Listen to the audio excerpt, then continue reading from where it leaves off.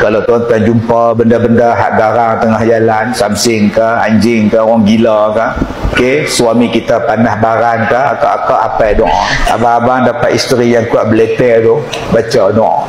Balik-balik duk beleter, duk orang tu kurang tu duk belebek, baca doa ni. Tak cakap apa maghrib esok, dia dah baca doa ni. Saya pernah ceramah di satu masjid, dia berdiri kat pintu tu, dia menjerit kat saya, "Woi Kazim, bodoh!" Woi, garang ni, apa siapa ni? Jaga ha, dia main, dia langkah bahu orang, Yang saya suruh nak rela seorang pun tak tahan.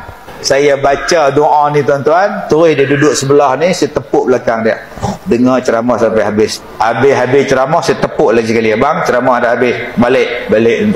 Jadi ayat ni tuan-tuan amalkan selalu, insya-Allah mudah-mudahan ada kebaikan.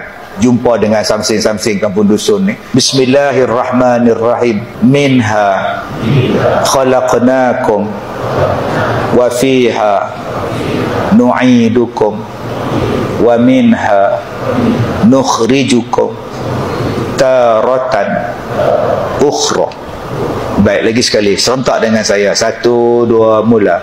Minha khalaqnakum wa fiha nu'idukum wa minha nukhrijukum taratan ukhra. Itulah ayatnya.